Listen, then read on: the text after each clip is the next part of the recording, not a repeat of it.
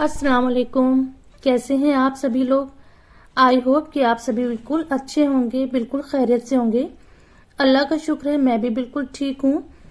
अब मौसम बहुत अच्छा हो गया है, सभी के यहाँ पर मौसम बहुत अच्छा हो गया होगा। गर्मी बहुत कम हो गई है, बस दिन में है हल्की फुल्की ना के बराबर, और बहुत खुशगवार सर्दियों का मौसम शुरू हो गया है। और सुबह और शाम में तो बहुत ज्यादा अच्छी खासी ठंड हो जाती है, मतलब दिल चाहता है कि हल्का सा कुछ वूलन मिल जाए पहनने के लिए। गर्मियों में तो हमेशा अंडे फ्रिज में ही रखे जाते हैं, लेकिन सर्दियों का एक फायदा ये होता है कि अंडे हम बाहर रख सकते हैं, मतलब किचन में रख सकते हैं। तो मैं अंडे यहाँ पर वॉश कर रही थी, धोकर इनको रख रही थी। अब पता नहीं कैसी एक्शन आने लगी है कि बस धोने धोने में ही 2 अंडे चटक गए थे। इतना हल्का उसकी छिलका था अंडों का कि बस उठाओ तो ऐसा लगता है टूट जाएंगे, और 2 अंडे चटक भी गए थे। और ये वो बोल है जो एक कंटेनर है मेरे पास, मुझे बड़ा क्यूट लगता है, बिल्कुल बॉल की शेप में है और ये फोल्ड भी हो जाता है। तो इसको गर्मियों में तो मैं इसको उठा कर रख देती हूँ क्योंकि इसकी जरूरत नहीं होती, अंडे फ्रिज में रखे जाते हैं। लेकिन अब मौसम आ गया है तो मैंने भी इसको निकाल लिया था कंटेनर को, इसको भी वॉश करके रखूंगी। और जब ये ड्राई हो जाएगा तो, और अंडे भी ड्राई हो जाएंगे तो फिर मैं इसको अरेंज कर दूंगी। वैसे भी हमारे यहाँ पर अंडे बहुत ज्यादा खाए जाते हैं, मतलब रोज ही यूज होते हैं, और सर्दियों में तो इस्तेमाल और भी ज्यादा बढ़ जाता है। सबको पसंद भी है, सब शौक से खा लेते हैं। और मेरे हस्बैंड बड़ा मजे का अंडे का हलवा बनाते हैं, कभी किसी वीडियो में शेयर करूंगी। बना तो मैं भी लेती हूँ, लेकिन जो टेस्ट उनके हाथ के अंडे के हलवे में होता है वो टेस्ट मेरे हाथ में नहीं आता, तो आगे कभी शेयर करूंगी।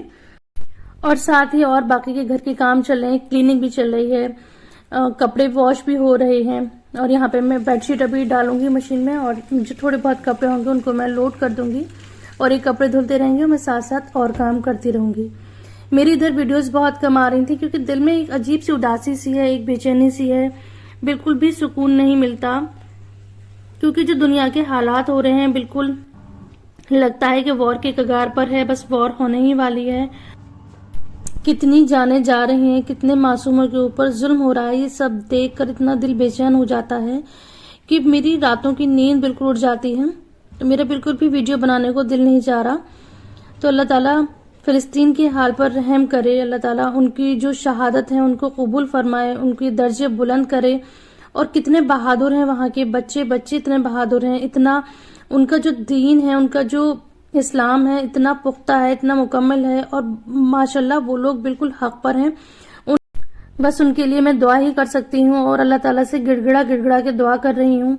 आप लोग भी उनके लिए दुआ करिए। हम कुछ नहीं कर सकते तो बस ये है कि रोजे रखें, निफल पढ़ें, तहज्जुद पढ़ें, और अल्लाह ताला से अपने गुनाहों की माफी मांगे, हर मुसलमान के गुनाहों की माफी मांगे, और अहद करें कि हम हर गुनाह से दूर रहेंगे, गुनाह से दूर रहने की पूरी कोशिश करेंगे, और सच्चे दिल से, साफ दिल से दुआ करें। इंशाल्लाह अल्लाह ताला हक का साथ जरूर देगा और कामयाबी जरूर मिलेगी। अल्लाह ताला ये कुर्बानियां जाया नहीं होने देगा इंशाल्लाह, अल्लाह ताला की जात से पूरी उम्मीद है।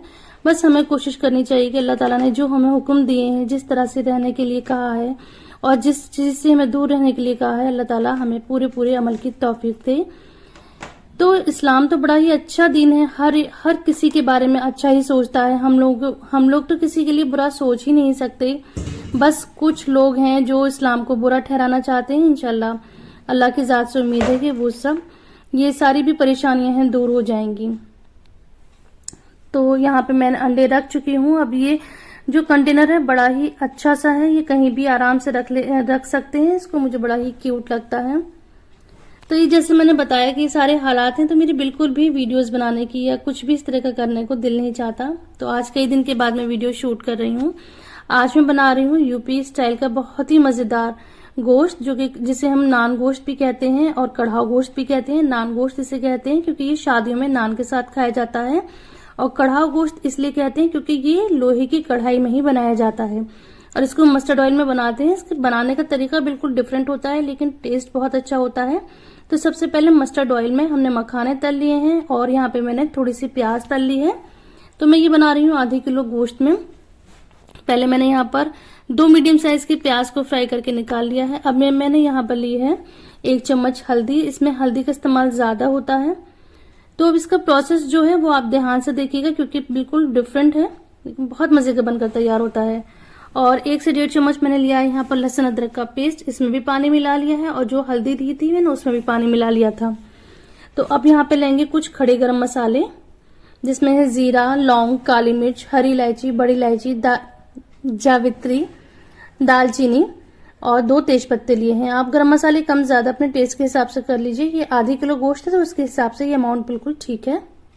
अब ये वही सरसों का तेल है जिसमें अभी हमने मखाने फ्राई करे थे और प्याज फ्राई करी थी, उसमें हमने ये खड़े गरम मसाले डाल दिए हैं और तेज पत्ता डाल दिया है। और जो लहसुन अदरक का हमने पेस्ट तैयार करा था पानी डालकर, उसका हमने आधा पानी डाल दिया है और आधा अभी हम आगे डालेंगे।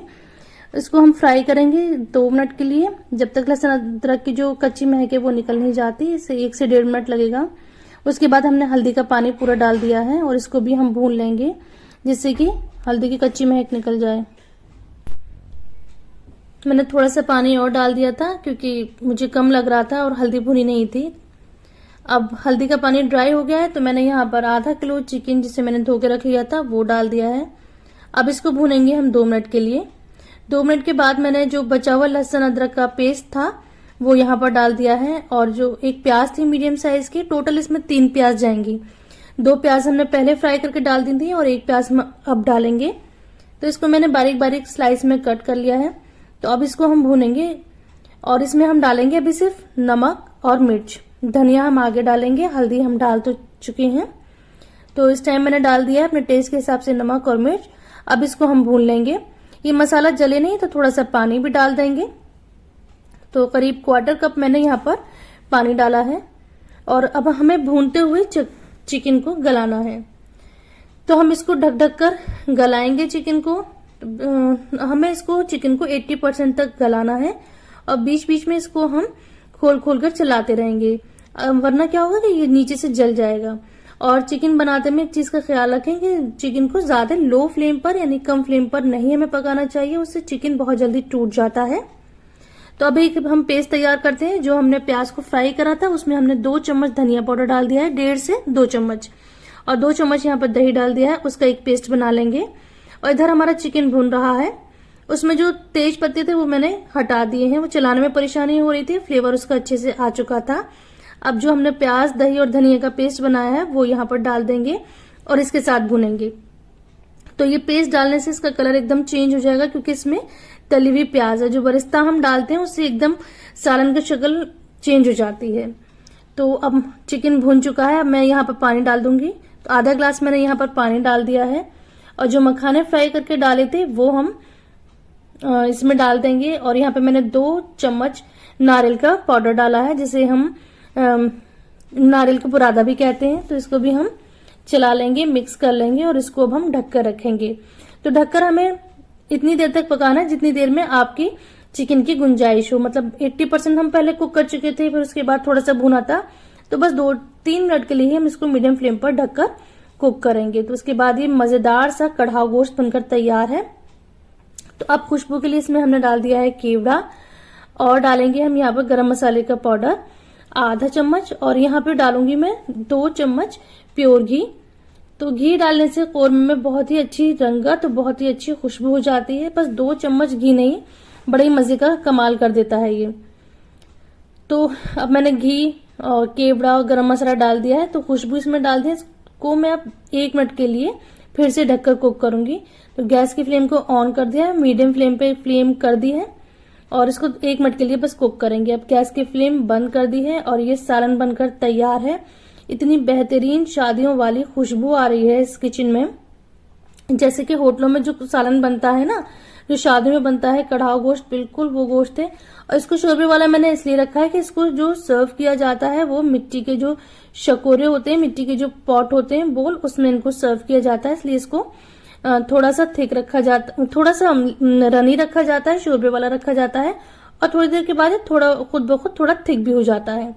तो इसको इसी कंसिस्टेंसी में रखना और जरूर ट्राई करना और मुझे बताइएगा कि कैसी लगी आपको रेसिपी। ये हमारे यहाँ की बहुत मशहूर रेसिपी है, खासतौर से लोग डिमांड करके इस कढ़ाव गोश्त को बनवाते हैं। तो मैंने बिल्कुल परफेक्ट रेसिपी आपको दी है, आप लोग जरूर ट्राई करिएगा। खाना हो गया था बिल्कुल तैयार। बेटी आ गई थी स्कूल से, लेकिन अभी वो मना कर रही थी कि मुझे मम्मा भी खाना नहीं खाना। तो मैंने उनको एप्पल कट करके दिया है कि अच्छा तो ये खा लो। फिर दोपहर के खाने के बाद, जोहर की नमाज के बाद मैं फ्री हो गई थी, तो मेरे पास ये सूट रखा था, तो कटा हुआ था, मतलब मैंने उसकी कटिंग कर ली थी। मैंने सोचा कि अब इसका भी मौसम तो नहीं है, सीजन जा रहा है, लेकिन इसको मैं स्टिच करके ही रख लेती हूँ। अगर मैंने ऐसे ही कटिंग करा हुआ रख दिया तो अगले सीजन तक इसकी स्लीव्स पता नहीं कहाँ होगी, और मैं मार्क्स भी भूल जाऊंगी कि कौन सा मैंने निशान किस चीज का लगाया है। ये एक होता है ना, जब हम सूट स्टिच करते हैं तो माइंड में डिजाइन भी होती है, उस हिसाब से हम कटिंग करके रखते हैं। तो मैंने कहा इधर उधर ना हो जाए, तो इसकी मैं स्टिचिंग कर लेती हूँ। तो अब मैं इसकी स्टिचिंग करने के लिए बैठूंगी। देखते हैं कि अब ये कब तक तैयार होता है और आज कितना मैं कर पाती हूँ, क्योंकि रात को हमें एक फंक्शन में भी जाना है। तो जब भी मैं सूट स्टिच करती हूँ तो मैं कुछ ना कुछ इसके पॉइंट दिखाती रहती हूँ। तो मैं यहाँ बता रही थी कि जब भी हम गला बनाएंगे बुकरम पर, तो इस तरह से मैं बीच में जो इसका निकला हुआ पार्ट होता है, मैं इसको भी पहले इसमें प्रेस करके इसको फिक्स कर लेती हूँ, और उसकी चारों तरफ फिर मैं गले की जो कटिंग है वो लगाती हूँ। और प्रेस करने के बाद फिर जो एक्स्ट्रा पार्ट होता है जो मैं चिपकाती हूँ, उसको भी मैं हटा देती हूँ। तो ऐसे करने से जो गले का शेप है बिल्कुल अच्छा आता है, वरना क्या होता है ज्यादातर गले चौड़ जाते हैं, लगाने के बाद ऊपर से गले चौड़े हो जाते हैं। तो ये बिल्कुल परफेक्ट शेप वैसा के वैसा रहता है, क्योंकि जिसका हमारा एक्स्ट्रा मार्जिन होता है वो हम बीच में लगाए रखते हैं, तो इसके हिसाब से जो शेप बिल्कुल अच्छे से मेंटेन रहता है। तो ये मुझे लगा था कि मुझे ये टिप शेयर करनी चाहिए, तो मैंने शेयर कर ली। फिर मैं सूट को स्टिच करने बैठ गई थी। तो हमारी सोसाइटी में चल रहा है शादी का फंक्शन, तो आज यहाँ पर खाना था। मतलब शादी तो कल है, जो वलीमा है वो कल है। तो कल बारात थी, आज गैप था, तो आज भी गैप वाले दिन भी उन्होंने हमें खाने पर बुलाया था। तो अब मैं वहीं जाऊंगी। तो मैं अपने घर से दिखा रही थी कि लाइटिंग हो रही थी, बड़ी खूबसूरत लग रही थी हमारी सोसाइटी। तो मैंने उसको रिकॉर्ड कर लिया। उसके बाद मैं सीधे पहुंच जाऊंगी उनके घर पे। मैंने वहां पे खाना या उन लोगों को किसी को मैंने शूट नहीं करा है, क्योंकि अच्छा नहीं लगता। लेकिन मुझे उनकी जो टेरेस थी वो बड़ी अच्छी लग रही थी, बड़े ही अच्छे से उन्होंने मेंटेन कर रखी थी, और लाइटिंग से बिल्कुल जगमगा रही थी। तो थोड़ी सी मैंने ये क्लिप शूट करी है। बड़ी ही मेहनत करते हैं, लगता है बहुत ही प्यारे उनके प्लांट्स हो रहे थे। मैंने बहुत दिल खोल के वहां की तारीफ करी और वीडियो भी बना ली। तो ये थी मेरी आज की वीडियो। आई होप कि आपको पसंद आई होगी। अगर वीडियो पसंद आती है तो वीडियो को लाइक दीजिए, चैनल को सब्सक्राइब करिए, ज्यादा से ज्यादा मेरे चैनल को सपोर्ट करिए। आपके सपोर्ट से ही मुझे अच्छी अच्छी वीडियोस बनाने का दिल चाहता है, मैं मोटिवेट होती हूँ। तो मिलते हैं ऐसी ही किसी अच्छी सी नेक्स्ट वीडियो के साथ। Thanks for watching. Allah Hafiz.